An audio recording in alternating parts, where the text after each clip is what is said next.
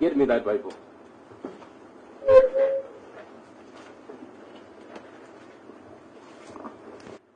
In the name of God, the creator of the entire universe, I have never taken a bribe, and I will never take a bribe. Welcome back to Turning the Mirror podcast. This is where we bring you the reflection of politics and governance across our country, Kenya. And right now, we want to discuss David Kinani Maraga. This man, there has been a lot of speculations that he will be contending for the presidential seat 2027. But right now, he has declared that he will be in the ballot paper. What does this mean? It means a lot of things. One, we are going to see very interesting campaigns ahead. Because remember, Kenyans, since independence, the moment we started engaging in political activities, political campaigns to elect the people for different positions, we are used to the vibrant, chaotic, and actually very vocal politicians trying to move an ideology. We are used to such terms like Tibim, Vijana Tibim, Ria, and Wamama Hai, the one the likes of Babu are used to. The likes of Raila, the likes of Ruto, people who are very vocal, people who are orators. Great orators. Trying to convince people to elect them. People with money, lining people up, actually handouts here and there. Votes are bought, IDs are taken. We are used to such kind of campaigns and politics. But now if you look at David Kinani Maraga, the former CJ, and the man he is, he's someone who is very composed, of course very courageous, but very cool. So automatically, today, one of the top people who have held the position of the presidency, who are such cool, maybe you can only compare him somehow, not fully, to Mwai Kibaki. And remember, Mwai Kibaki has been branded the best president ever. But then there's the humble politician. There's this term I'm looking for. Maybe we'll have it on the comment on our comment section once I'm done. I've just forgotten, but there's a specific branding Kibaki was given to show the humility in him. And actually when it comes to the presidency. And before that, when this David Maraga declared he will be running, who do you think is threatened? All those in politics. Okay. All those in politics. Because remember, Kenyans are today very much awake. And they are alive to the factors that are affecting them, affecting them as citizens, as different age groups, and as people with different responsibilities. So even the older generation, they are very much awake to the facts that affect them as parents. The young people, millennials, Gen Z, they are very much aware to the factors affecting them as unemployed people with skills. And many other things combined. We have governments who have been so ruthless. Remember, even Mwai Kibaki, in as much as he was actually branded a man who was very soft in his politics. In 2007, when he wanted to remain in power, he actually used the police and used the forces to ensure that he was still very strong. He still strongly held the power. And we've seen that across the board with Moi, Kibaki himself, Uhuru, now Ruto. You can see that whenever their positions as presidents are threatened, they then deploy the police and other different forces within the police to ensure that they quell such unease within the citizenry or within the country. And when Maraga speaks and now declares openly on a national television that he is going to run for presidency, people are shaken. Remember first when we saw Maraga start meeting the young people, the Gen Z, and holding different meetings here and there, occasionally dropping tweets, trying to condemn the police killings, the government excesses, and even at some point plainly saying that the government has lost the legitimacy and therefore Ruto should resign or the government should be dissolved and all that. We had different statements come from different groups within the political arena. Some branded him a project of President William Ruto to try and maybe confuse the Kisii voters and the young people who are strongly supporting Fred Matiang'I. Okay. Remember, today, Kenyan politics have always been tribal. But there's this young group with good numbers, very good numbers, who are tribeless. Yeah. And therefore, that is also a voting bloc. So the old generation of politicians, they are quite aware and quite sure that if they play their politics the way they normally play their politics, they'll manage to control the older generations in terms of how they'll vote because of that tribal aspect. And just a little bit, you just mentioned that Kenyan space of politics has been so much into tribalism and people speaking about where do you come from, are you our person, and that kind of politics, or maybe agreement that what will I be awarded when you get the presidency. And that is what has been happening in the space for a very long time. Yes. And again, we had William Ruto, the current president, who is currently so unpopular across the country. Then he's the president. Then again, we have the team which has now branded itself as the opposition. The opposition. They call themselves United Opposition. The United Opposition. And truth be said, Gachagua has been riding still on the tribal line. Bringing his people together, the Mount Kenya people, the Kamba people, bringing them together so that they can form a large, vast voting bloc. And again, they've been trying to also convince the Gen Zs to position themselves to get also that vote. And again, here comes Gachagua, comes David Maraga. And then we are questioning ourselves that for him to get into what he's really eyeing for, or maybe when he's positioning himself as the best candidate, to mean he must be having his own bloc. So it might not be a tribal bloc or something, but the bloc that is out, that somebody can come and maybe shape themselves into the best position so that they can get it is the Gen Z bloc. And it therefore means that Maraga is only looking for the Gen Zs, not the tribal, the old dogs who've been in the space of politics. And again, if the Gen Z is the only solution he's trying to find, or maybe he's positioning himself for, then he must come with a strategy. I don't really believe he's only looking for the Gen Z. Like I was saying earlier, there's this group that branded him Ruto's project because of the fear of what I was explaining. That, remember, our old way of doing politics is automatically dependent on the tribal politics. And that is why you've seen Ruto, now that he has lost the support of Mount Kenya, looking for Raila with the aim of solidifying his base, both in his Rift Valley home and then Nyanza and parts of the country where Raila controls. So that the tribes where Raila controls and the tribes he controls can unite and maybe form a voting bloc for him in 2027. We have seen Rigathi Gachagua also rallying behind his Mount Kenya voting bloc, going to Akamba, rallying them behind Kalonzo Musyoka. Actually, when you see Rigathi Gachagua in Ukambani, he doesn't even campaign for his DCP party, but he campaigns for your son, Kalonzo Musyoka. We are Gemma, we are cousins. So when he goes to Coast, that's where now things are different, because then everybody is trying to then find a strong base for their political parties. So it means the regional blocks still has a lot to control within the Kenyan space.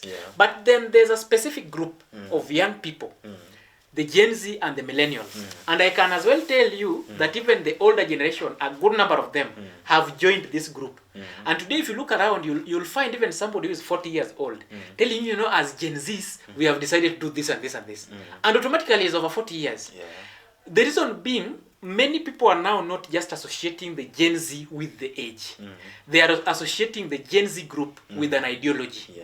And therefore, even Maraga himself, when asked by Joe Ageyo during their interview on NTV, he clearly accepted that the Gen Z is a good group and he would be happy to be their candidate.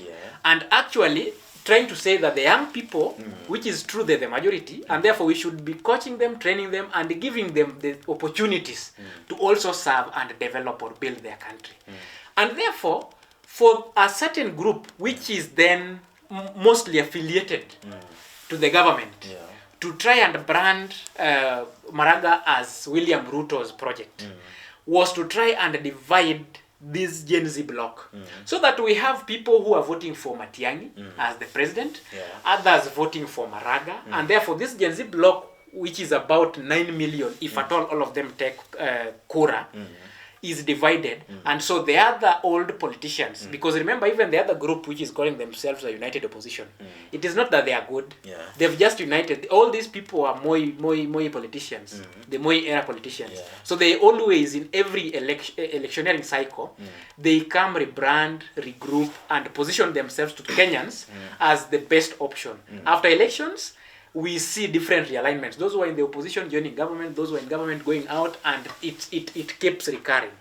So with Maraga now in this space, things are different. You know, Kwach, personally, if you've never known, I'm a Gen Z. And being a Gen Z, what can convince me personally to go for Maraga?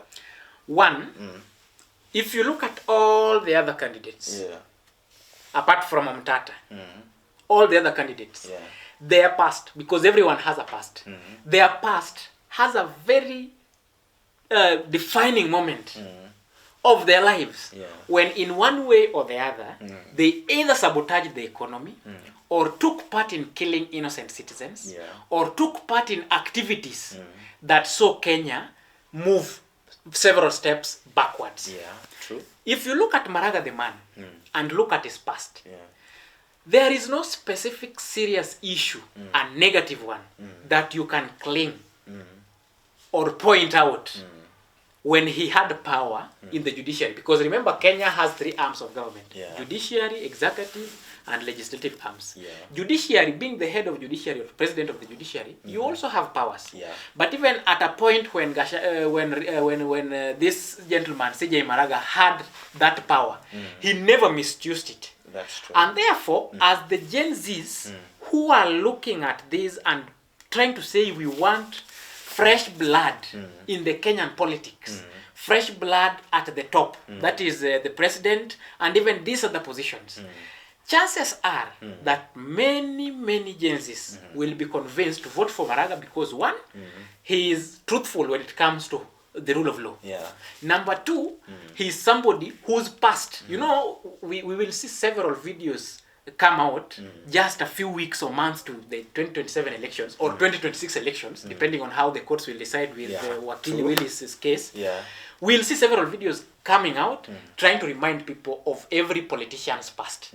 With Maraga, people, I doubt if there are specific videos that can come out that are so pressing and so serious that would convince somebody that then I don't really need this. Again, we know that Maraga, if he decides on something, whether you want it or not, as long as it is what the Constitution says, he will do that. And again, with the definition you're trying to bring about what Maraga is depending or relying on, and it's what Omtata has also been positioning himself for all this while. He also came into the public space and said, I'll be contending for presidency in 2027.